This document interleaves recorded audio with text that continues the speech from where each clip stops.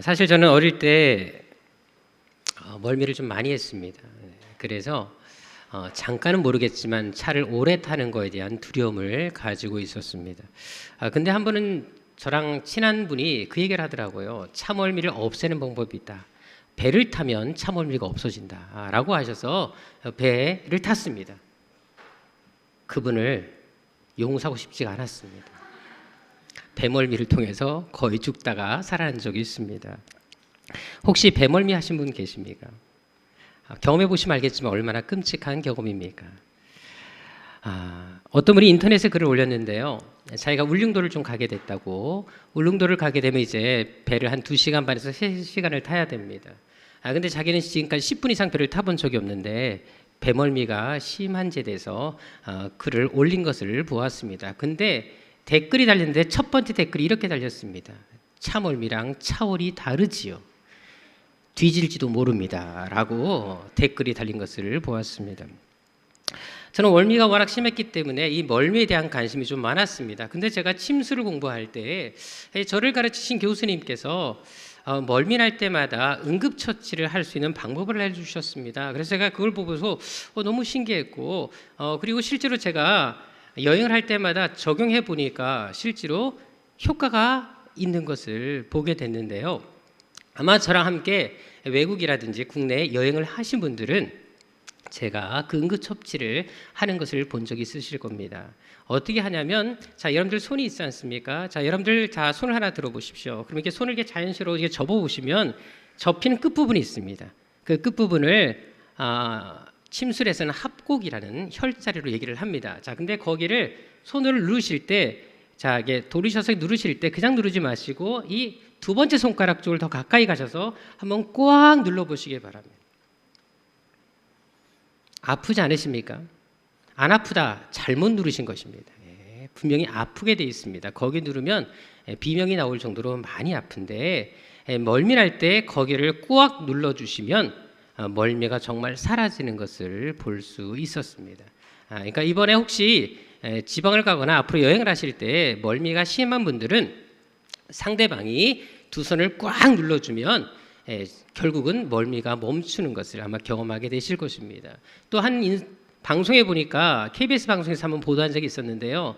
배멀미를 없애는 가장 좋은 방법이 귀마개를 한쪽에다가 꽂고 있으면 정말 멀미가 없어진다라고 하는 것을 제가 또 보기도 했습니다.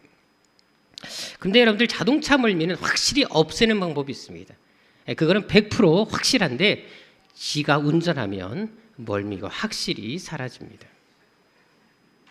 하지만 여러분 배멀미는 절대 사라지지 않는 것을 이제 경험하게 됐는데요. 제가 뭐 배 운전할 일이 없지 않습니까?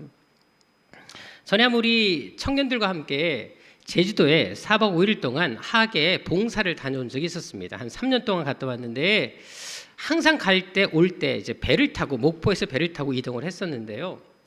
한 번은 타고 올라오던 길이었습니다. 배가 워낙 컸기 때문에 전혀 배가 그렇게 요동이 없어서 멀미를 하지 않았는데 그 여름이다 보니까 그때가 마침 태풍이 올라오는 시즌이었습니다.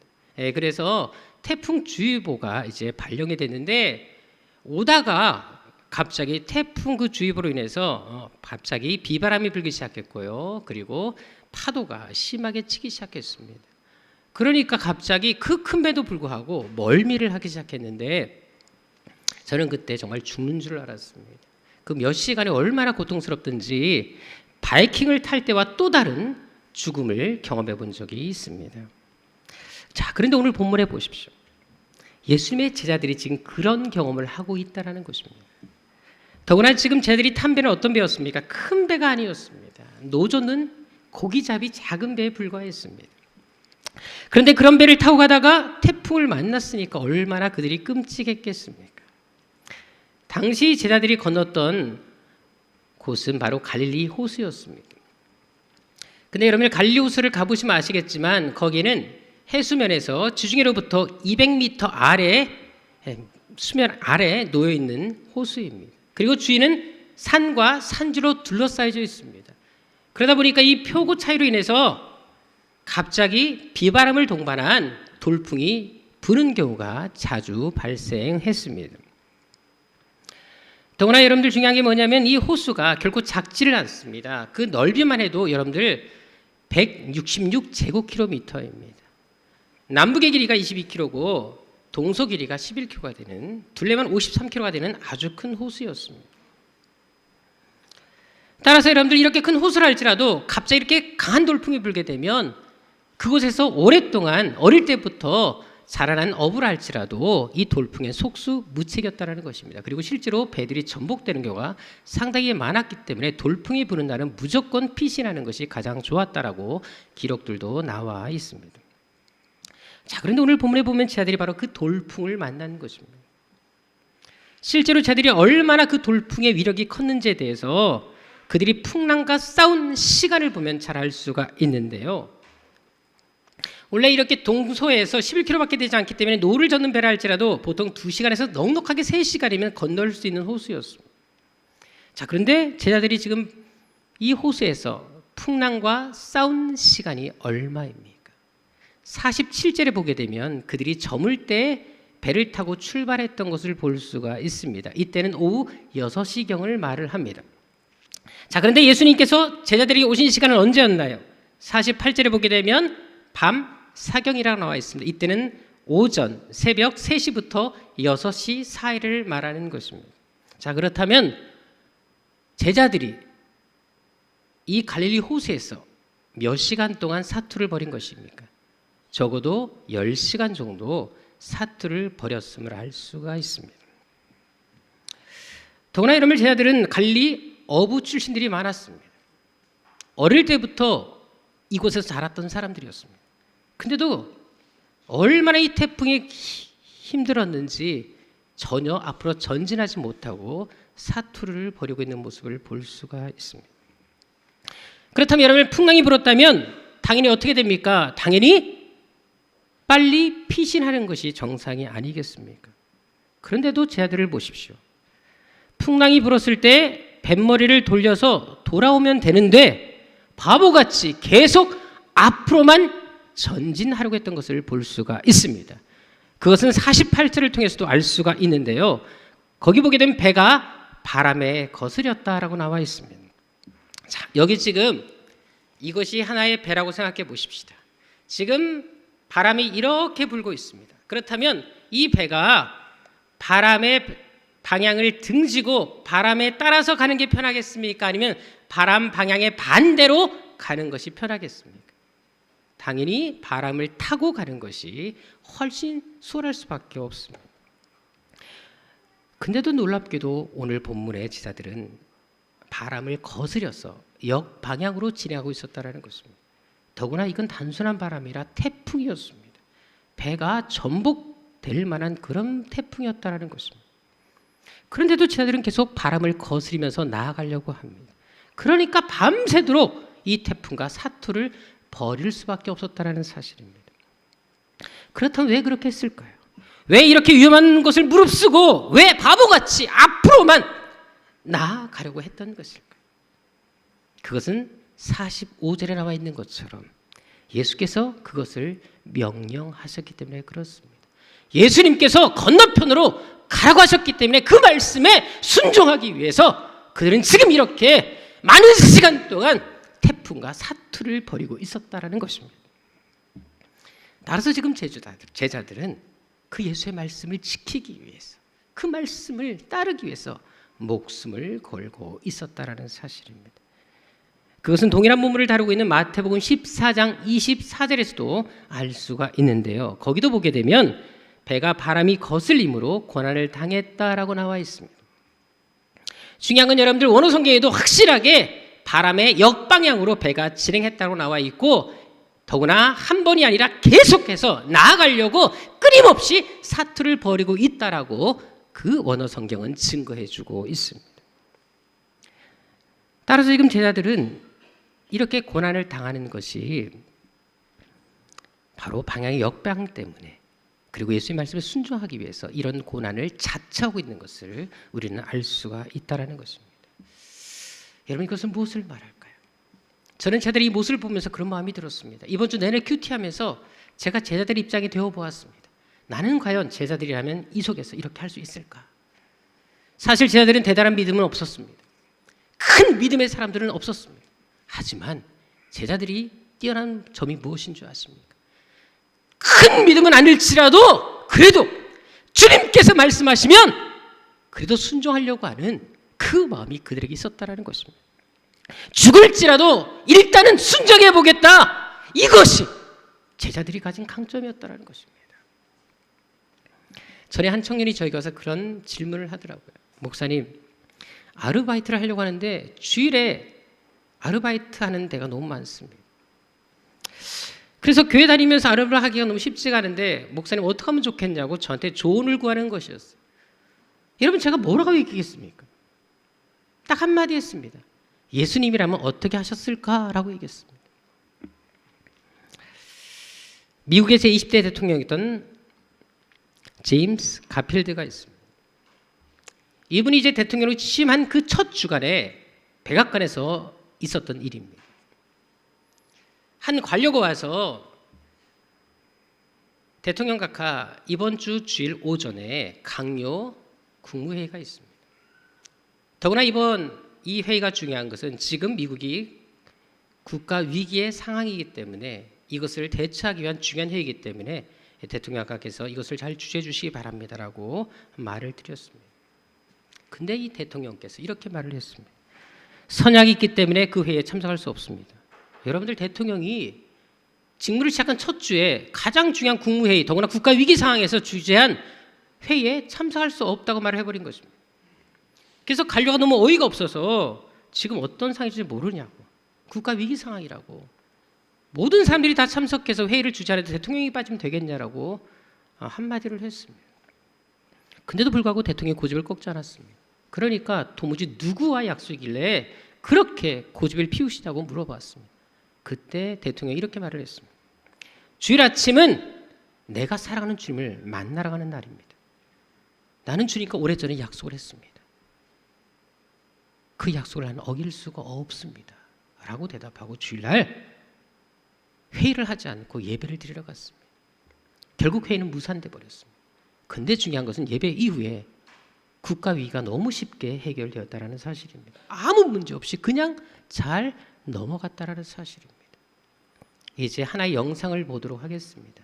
이미 여러분들이 너무나 유명하게 잘 아는 사람인데 다시 한번 이 사람의 이 영상을 보면서 우리 자신들을 돌아보는 시간이 됐으면 좋겠습니다. 많은 이야기가 생략돼 있지만 원래 예선전만 하더라도 400m에서 한 번도 1등 해본 적이 없다고 합니다. 이 사람은 단거리 선수였기 때문에 100m가 주 종목이기 때문에 200m 이상을 달려본 적이 없다고 합니다. 누구도 이 사람이 금메달을 따낼 것을 상상하지 않았습니다. 그런데 놀랍게도 400m 한 번도 해보지 않은 그 경기에서 세계 신기록까지 세우는 놀라운 일들을 만들어냈습니다. 가피들 대통령도 그렇고 에릭 리들도 그렇고 여러분들은 이 두 사람의 행동을 보면서 어떤 생각이 드십니까? 세상의 기준에서는 도저히 이해할 수 없는 행동입니다. 정말 어떻게 보면 지나치다, 심하다, 융통성이 없다라고 손가락질을 받을 만한 일이었습니다. 하지만 하나님 앞에서는 어떤 것이 정말 제대로 믿는 것일까요? 저는 여러분들이 바로 그런 믿음의 사람들이 되기를 축원합니다. 세상과 적당히 타협하는 사람이 아니라 정말 제대로 바르게 예수 믿는 사람들. 세상 사람들이 다 그런 길을 간다 할지라도 여러분들만큼은 정말 하나님의 자존심을 지킬 수 있는 그런 믿음의 사람들이 되시기를 정말 축원합니다. 비록 인생에 어떤 풍랑이 불어온다 할지라도 주님께서 원하시면 기꺼이 그 풍랑 속으로 뛰어들 수 있는 믿음. 바보같이 보일지라도, 어리석게 보일지라도, 사람들에게 조롱을 받는다 할지라도, 사람들이 나를 이해해주지 못한다 할지라도 주님의 뜻이라면 결코 뒤돌아보지 않고 끝까지 뱃머리를 돌리지 않는 그런 사람들이 되기를, 그런 고집을 갖기를 주님으로 축원합니다. 물론 우리가 그 길을 가려고 할 때 그에 따르는 대가를 치를 수도 있습니다.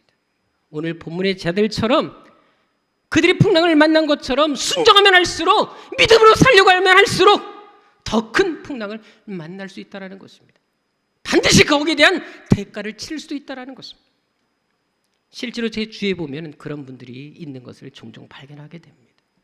주의를 지키기 위해서, 정말 제대로 지키기 위해서 희생당하고 아픔을 겪는 사람들도 저는 많이 보고 있습니다. 하지만 그럼에도 불구하고 우리가 어떻게 사는 것이 하나님 앞에 바르게 사는 삶일까요? 저는 지금까지 30년 동안 목회를 해온 사람입니다. 많은 분들을 만나보았습니다. 근데 종종 사람들이 던지는 질문 중 이런 질문이 가장 많습니다. 목사님, 정말 말씀대로 사는데, 봉사도 잘하는데, 그리고 정말 기도도 열심히 하는데 왜 내 삶에 고난이 사라지지 않는 걸까요? 저도 그런 말을 들을 때마다 참 마음이 아픕니다. 어떤 경우에는 좀 하나님께 따지고 싶은 마음이 들 때도 있습니다. 하지만 그 전에 우리가 반드시 기억해야 될 것이 한 가지가 있습니다. 바로 성경에서 말하는 복의 개념과 세상에서 말하는 복의 개념이 다르다라는 사실입니다. 사실 복하면 떠오르는 사람이 누구입니까? 복하면 누구? 홍종철입니까? 복하면 누굽니까? 아브라함입니다. 우리 창세기 12장 2절을 한번 보도록 하겠는데요. 여기 보게 되면 하나님께서 아브라함에게 어떻게 말을 하십니까?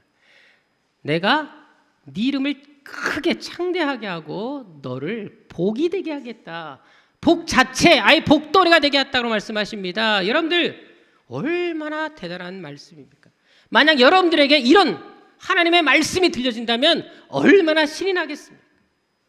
신이 나 우리 지휘자 이름이네요. 더구나 창세기 15장 5절과 7절을 보십시다. 거기 보면 하나님이 아브라함에 어떤 약속 주십니까? 5절에 보게 되면 하늘의 별처럼 네 자손을 많게 해줄게 라고 약속하십니다. 7절에도 보십시오. 이 땅을 네가 밟는 땅 모든 땅을 네 소유를 다 줄게. 얼마나 더 신이 나겠습니까? 그런데 하나님께서 아브라함의 본처 사라를 통해서 주신 아들은 모두 몇 명이었습니까? 한 명밖에 없었습니다.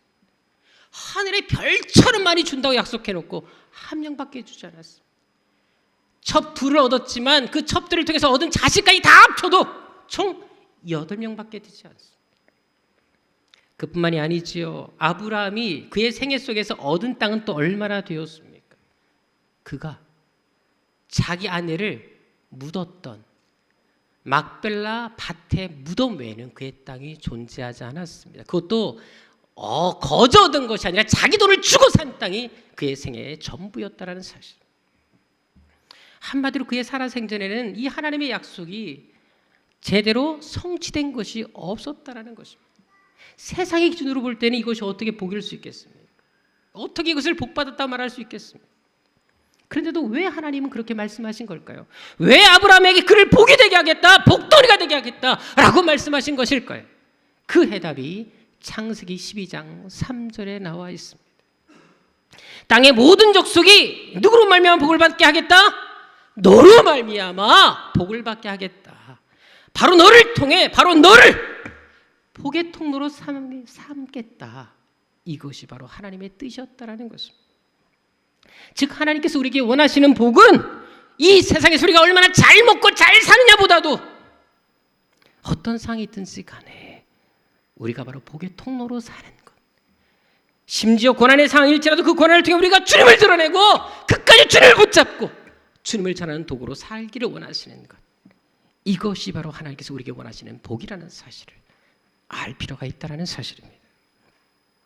따라서 예수 믿는다 그래서 그 고난이 사라지는 것이 결코 아니라는 것입니다.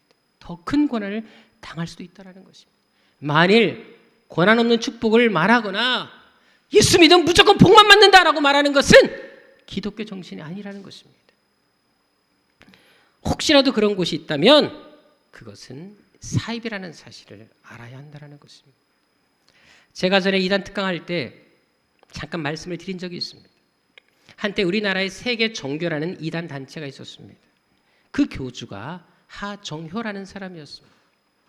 그런데 당시 이 단체가 얼마나 사회적으로 이슈를 불러일으켰는지 PD수첩에서까지 그 사람들을 그 종교를 보도한 적이 있습니다.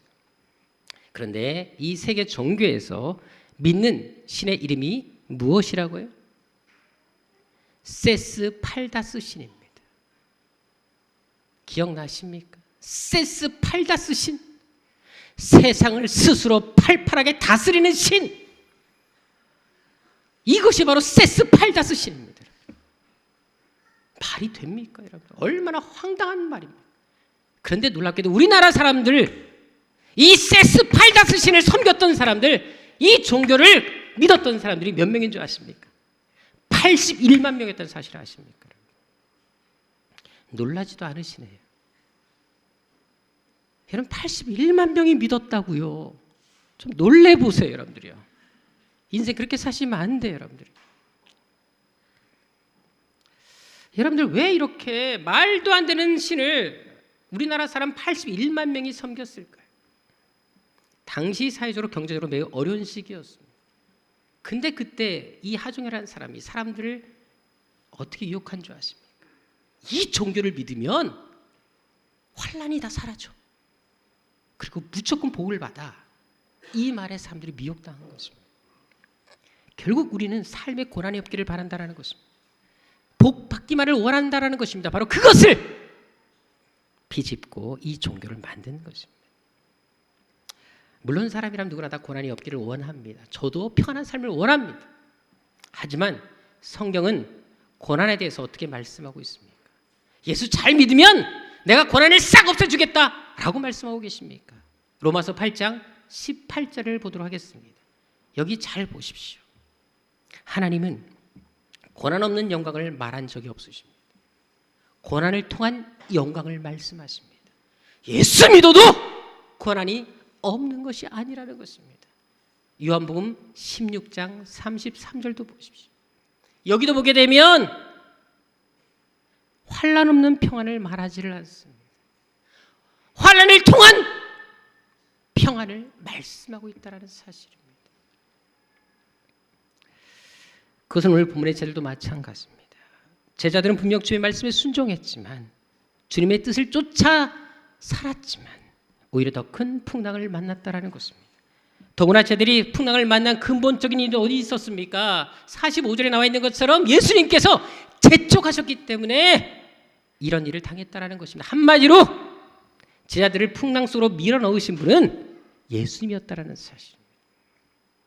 게다가 제자들은 조금 전에 어떤 일을 경험했습니까? 오병이어의 기적을 경험했던 사람들입니다. 그 중심에 이들이 함께 했었습니다. 그런데 그렇게 은혜 속에 있을 때, 그렇게 뜨거운 감격 속에 있을 때, 그 감격을 가지고 배를 타고 가고 있을 때 이 풍랑을 만났다라는 것입니다. 그들이 배를 타고 처음 갔을 때 얼마나 그들의 마음이 뜨거웠겠습니까? 야, 우리 예수님 대단하신 분이야.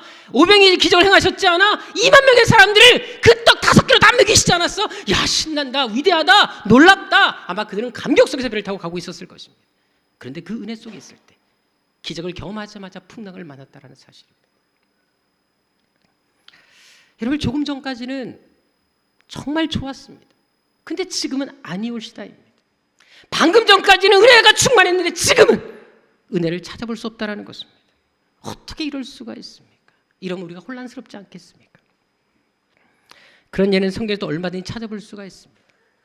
여러분들이 잘 아시는 것처럼 스데반은 어떻게 순교당했습니까?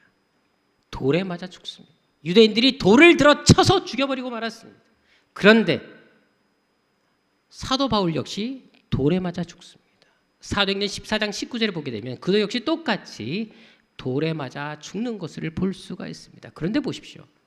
근데 어떻게 하십니까? 이어서 좀 보시면 알겠지만 하나님은 바울은 살려내십니다. 자, 누구는 죽게 하고 누구는 살려내십니다. 어떻게 이럴 수가 있습니까? 똑같이 복음서를 했고 똑같이 하나님의 사람들인데 누구는 죽게 하고 살리겠다라는 것입니다. 그러면 하나님은 스데반을 미워하셨고 바울은 사랑하셨다는 것일까? 비슷한 사건이 사도행전 12장에 나타납니다. 12장에 보게 되면 어떤 사건이 나타납니까? 야고보와 베드로가 똑같이 감옥에 갇히는 것을 볼 수 있습니다. 같은 감옥이었습니다. 시간의 차이는 좀 있었지만 날짜 차이는 약간 있었지만 동시에 감옥에 거의 갇히다시피 했었습니다. 그런데 두 사람의 운명이 어떻게 됐습니까? 야고보는 참수형을 당해서 목이 잘려 죽게 하셨습니다. 하지만 베드로는 천사를 보내 끄집어내시고 살려내시는 것을 볼 수가 있습니다. 그렇다면 하나님은 야고보는 미워하셨고 베드로는 사랑하신 것일까요? 하지만 여러분, 우리가 한 가지 분명한 것은 하나님은 각자에게 또 다른 계획이 있기 때문에 스데반과 야고보는 죽게 하셨고 바울과 베드로는 살려내신 것입니다. 그것은 오늘 본문의 제자들도 마찬가지였습니다. 분명 조금 전까지 은혜 속에 있었습니다. 기적 속에 있었지만 지금은 풍랑 속에 있다는 것입니다. 불과 몇 시간도 채 지나지 않아서 이런 일을 당했다라는 것입니다. 조금 전에는 주의 말씀에 순종해서 배를 탔는데 지금은 풍랑과 맞닥뜨리게 되었다라는 것입니다. 그렇다면 예수님이 조금 전에는 저들을 사랑하지 않으셨고 그리고 지금 또 사랑하시는 것일까? 오히려 이 풍랑을 통해 주님께서 주시고자 하는 메시지가 있었기 때문에, 이 고난을 통해 주시고자 하신 은혜가 있기 때문에 이 환경들을 허락했다는 것을 우리는 알 필요가 있다는 것입니다. 실제로 오늘 본문에 보십시오.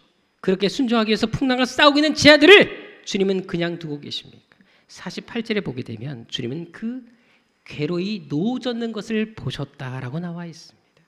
여기 본다라는 말은 그냥 단순하게 흘려보는 것이 아닙니다. 주의 깊게 관찰해서 보는 것입니다. 그들의 아픔까지 알고 이해하고 경험했다는 의미를 가진 단어입니다. 여러분, 주님은 제자들의 고통을 나몰라라 하신 것이 아니었다는 것입니다. 계속 그들을 주시하고 관찰하고 마음을 두고 계셨다는 것입니다. 더구나 주님이 나타나신 시간을 보십시오.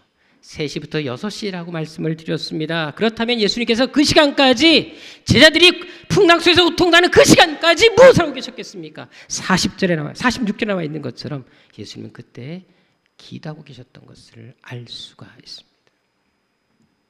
바로 누구를 위해서? 제자들을 위해서. 이들이 풍랑을 만날 것을 아시고 그들의 믿음을 위해서, 이 풍랑 속에서 끝까지 믿음을 지키게 하기 위해서 기도하셨던 것을 우리는 알 필요가 있습니다. 따라서 예수님은 제자들이 풍랑을 만나고 있을 때 그들에게 결코 무관심한 것이 아니었습니다. 처음부터 끝까지 풍랑을 만나기 전부터 풍랑을 만난 이후까지 계속해서 그들과 함께 계셨고 그들에게 마음을 쓰고 계셨음을 알 필요가 있다는 것입니다. 이사야 43장 2절에도 보게 되면 이런 말씀이 나와 있습니다. 우리 같이 읽어보도록 하겠습니다. 시작.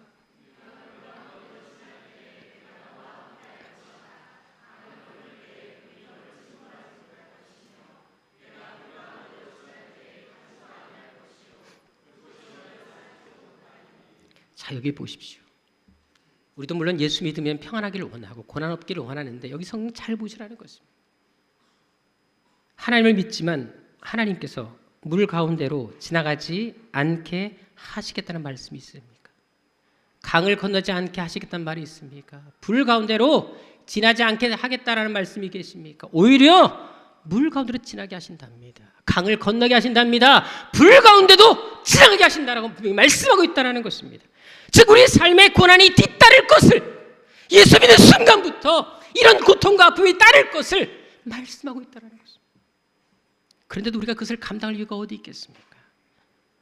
바다나 강, 심지어 불까지도 등이 지나갈 수 있는 이유가 어디 있겠습니까? 바로 내가 너와 함께 있기 때문이다. 내가 막아줄게. 강물도 너를 침범치 못하도록 내가 다 잔잔케 해줄게. 너를 절대 불사르지 못하도록 그 물을 내가 막아줄게. 내가 대신 가든지 그 물을 내가 집어쓰든지 내가 다 막아줄게. 그 말씀을 지금 하나님께서 하고 계시는 것입니다. 그래 여러분, 하나님은 우리에게 환난이나 고난을 없애주시는 분이 아니십니다.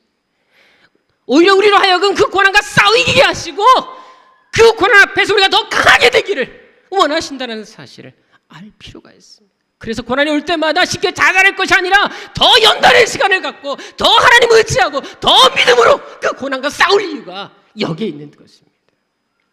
오늘 본문에도 보십시오. 예수님은 제자들에게 언제 찾아오십니까? 언제 그들에게 다가와서 문제를 해결해 주십니까?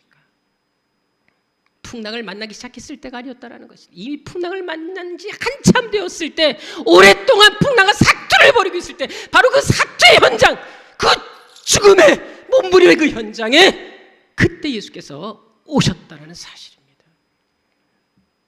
사실 제자들 입장에서는 예수님이 다소 늦은 것처럼 생각될 수가 있습니다. 진작에 오셨으면 얼마나 좋을까 생각할 수도 있을 것입니다. 하지만 예수께서 왜 그 시간에, 왜 하필 새벽에 오셨을까요? 차라리 밤 12시쯤에 오셨으면 이렇게 덜 고생했을 텐데 왜 10시간이나 사투를 벌인 그 다음에서야 오셨냐는 것입니다. 당시 갈릴리 호수는 등대가 없었습니다.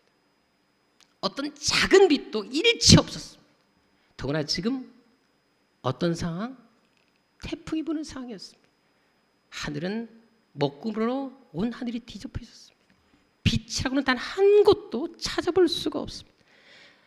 쉽게 말해서 그들은 눈앞에 한 치 앞을 볼 수 없는 그런 상황이었다는 사실을 알 필요가 있습니다. 만약에 이런 상황에서 예수께서 한밤중에 왔다고 생각해 보십시오. 사람이 분간이 안 되는 상황에서 갑자기 툭 나타나면 어떻게 되겠습니까? 아마 기절했을 것입니다.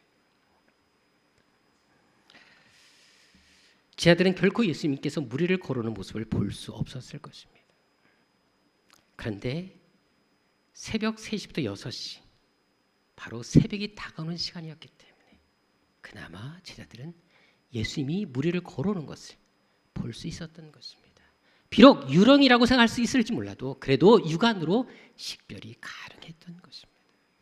따라서 예수님께서 그 시간에 오신 것은 일부러 늦게 오신 것이 아니었다는 것입니다. 그 시간이 예수님께서 무리를 걸어오시는 모습을 보여줄 수 있는 가장 최적의 시간, 제자들 역시 직접 눈으로 그 기적을 볼 수 있는 가장 좋은 시간이었기 때문에 일부러 그 시간에 맞춰 오신 것입니다. 게다가 예수님도 풍랑을 언제 잔잔케 하십니까? 사실 예수님께서 제자들에게 직접 가까이 오시기 전에 풍랑을 잔잔케 하실 수도 있었습니다. 예수님 입장에서도 그것이 더 훨씬 수월했을 것이다. 왜? 바다가 잔잔할 때 걷는 거하고 풍랑 속에서 걷는 거하고 예수님 입장에서 어떤 것이 더 편하시겠습니까? 근데도 불구하고 당신의 불편함을 감수하면서까지 일부러 태풍을 뚫고 걸어오시는 걸 볼 수가 있습니다. 그리고 오신 다음에야 제자들 앞에서 그 기적을 행하는 것을 볼 수가 있습니다. 왜일까요? 당신이 어떤 분인지 보여주고 싶었던 것입니다. 풍랑 속에서도 내가 너와 함께 있어. 내가 너희를 지키고 있어.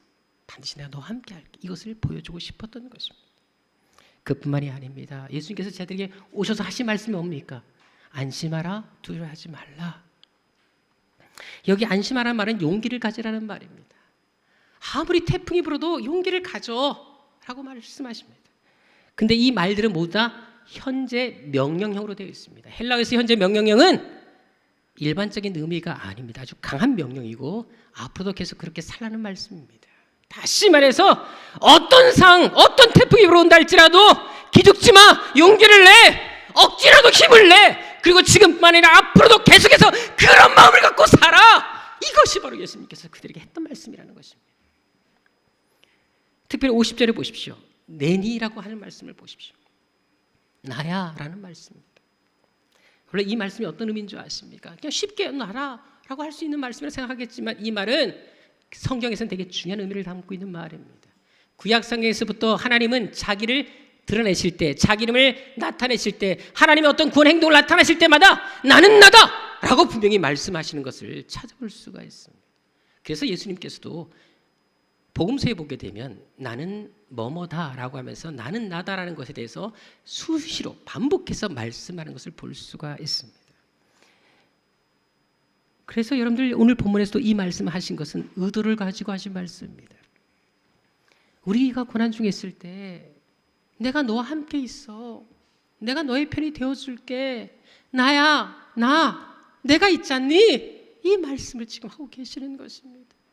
힘내, 걱정하지 마, 내가 있잖아 라고 말씀하고 계시는 것입니다. 그것은 오늘 본문 48절을 통해서도 발견할 수가 있는데요. 예수께서 제자들이 가까이 오셨을 때 매우 특이한 행동을 하는 것을 볼 수가 있습니다. 어떤 행동입니까? 그들에게 오셔서 어떻게? 지나가려고 하십니다. 이해할 수가 없지 않습니까? 왜 지나가려고 하셨을까? 왜 지나쳐서 그냥 가시려고 하셨던 것이겠습니까? 그들보다 앞서 가시기 위해서 그랬습니다. 지금 배 앞에 태풍이 불고 있습니다. 내가 그 태풍 막아줄게. 내가 대신 맞아줄게. 내가 그 앞에 가서 너희를 지켜줄게. 이것을 보여주시기 위해서 일부러 배를 지나서 앞으로 가고자 하셨던 것입니다. 이것은 무엇을 말합니까? 주님은 당신의 사람들, 특히 믿음의 고집을 가지고 끝까지 말씀에 순종하는 사람들, 죽을지언정 말씀으로 살려고 몸부림치는 그 사람들을 반드시 책임지시고 돌보신다는 것을 확실히 보여주신 것입니다. 생명의 삶이라는 큐티책이 있습니다. 그 책에 땅 끝에서 온 편지라는 제목으로 한 글이 실린 적이 있었습니다. 파라과이 사역하시는 정금태 선교사님이 올리신 글이신데요. 이분은 그 나라에서 학생들을 가르치면서 양육하는 사역을 하고 계십니다. 그래서 학생들을 더 잘 가르치기 위해서 이제 학교 설립을 위해서 기도하던 중에 감사하게도 건축 헌금이 들어오게 되었고 또 나라에 신청을 했는데 그 파라과이 문교부에서 건축 허가를 내준 것입니다. 그래서 기공식을 마쳤습니다. 이제 구체적인 계획을 세워서 학교 설립을 위해서 딱 준비하고 있는 차에 은행에 돈을 찾으러 갔는데 은행이 부도내고 말았습니다. 돈을 한 푼도 찾을 수 없게 되는 거지. 여러분들 이 충격으로 아내가 쓰러지기까지 했습니다.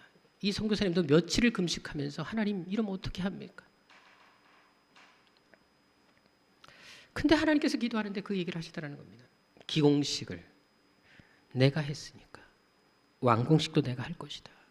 그래서 용기를 다시 내서 열심히 선교비 보내오는 걸 가지고 모아서 몇 달 만에 1층 건물을 완성했다고 합니다. 근데 2층을 세우기 위해서 기둥 12개를 딱 세웠는데 한국으로부터 연락이 왔습니다. 후원하는 교회가 경제적인 상황이 너무 안 좋아서 일찍 후원할 수 없다라는 연락이 왔습니다. 이제 후원까지 다 끊긴 상황이었습니다. 은행의 돈을 찾을 수도 없고 후원까지 끊긴 상황에서 이제 더 이상 어떻게 선교할 수가 있겠습니까? 하나님 앞에서 절규했다고 합니다. 하나님 이제는 어떻게 합니까? 이제 저는 끝입니다. 하나님 더 이상 아무것도 할 수 없습니다. 하나님께서 가라 그래서 왔는데 하나님 어떻게 하면 좋겠습니까? 라고 울부짖었다는 것입니다. 기도하다가 잠이 들었는데 꿈속에서 예수님께서 환하게 웃으시면서 이렇게 말씀하셨답니다. 정 목사 힘들지? 이제 내가 할 차례야. 이제 내가 하는 일을 너는 보고만 있어 라고 말씀하더라는 것입니다. 근데 바로 다음 날 그 파라과이 은행 관리공단에서 전화가 온 거예요. 분명히 파산했지 않습니까? 돈을 찾을 수 없는데 당신 돈만큼은 돌려주겠다고 연락이 왔다고 합니다. 그래서 100% 돈을 다 찾아서 건축을 완성할 수 있었다라고, 정말 하나님께서 역사하셨다라고 그 글에 써놓은 것을 보았습니다. 그래요 여러분, 우리는 하나님의 계획을 다 알 수가 없습니다. 하나님께서 우리를 어떤 길로 인도하실지 알 수 없다라는 것입니다. 하지만 분명한 것은 하나님은 결코 우리를 불행으로 잘못된 길로 인도하지 않는다라는 것입니다. 그리고 우리가 마지막으로 생각하는 그 시간, 그때부터 하나님께서 일하신다는 사실 알 필요가 있습니다.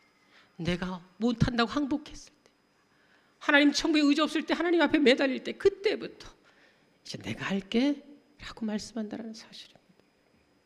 그래서 우리는 끝까지 주님을 붙잡아야 하는 것입니다. 내 힘으로 살려고 하지 말고 어떻게 하든지 간에 주님 곁에 붙어 있어서 주의 말씀을 순종하기 위해서 이 신앙에 목숨을 걸어야 하는 것입니다. 왜? 우리 인생은 하나님 손에 있기 때문에 그렇다는 것입니다.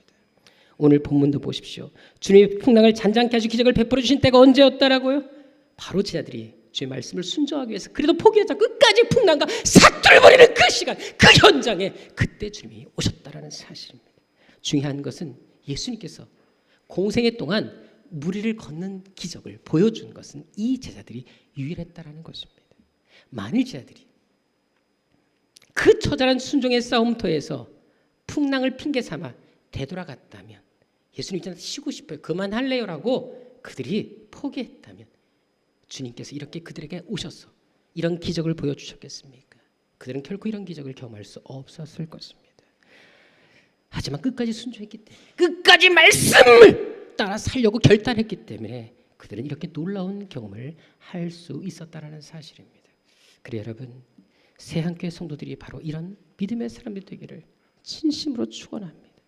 미련하게 보일지라도, 바보같이 보일지라도 그래도 말씀에 순종해서 몸부림치는 사람, 죽을지언정 그럼에도 불구하고 끝까지 믿음에, 정말 이 믿음에 하나님의 목숨 걸 수 있는 그런 사람이 되시기를 주님은 축원합니다. 그래서 이 시대 여러분들 안에도 예수께서 무리를 걸어가시는 이 표적을 보여주신 것처럼 여러분의 삶에도 이런 기적이 날마다 나타나서 사람들에게 예수님의 그 기적을, 하나님의 은혜를 전하는 통로가 되시기를 주님으로 축원합니다. 기도하겠습니다. 아버지, 정말 예수님 똑바로 제대로 믿게 하여 주옵소서. 아버지 하나님, 어느 순간부터 타협하는 신앙, 적당히 믿는 신앙이 우리 삶에 자리 잡고 있습니다. 하지만 초대교회 성도들은 예수를 믿기 위해서 목숨도 걸었고 심지어 자기 재산까지 잃는 경우가 얼마나 많은지 모릅니다. 아버지 하나님, 행복 중요합니다. 가정 중요합니다. 사람 중요합니다. 하지만 그 전에 하나님과의 관계를 바로 하게 도와주시고 하나님 말씀에 순종하기 위해서, 이 말씀에 순종하기 위해서, 내가 말씀대로 살기 위해서 몸부림칠 수 있는 사람들이 되게 하여 주옵소서. 하나님께 제대로 하지 않으면서 맨날 달라고 하는 사람들이 아니라 하나님이 그냥 거저 주고 싶어서 견딜 수 없는 그런 삶을 살아가는 믿음의 사람들이 되게 하여 주옵소서. 예수님의 이름으로 기도드립니다.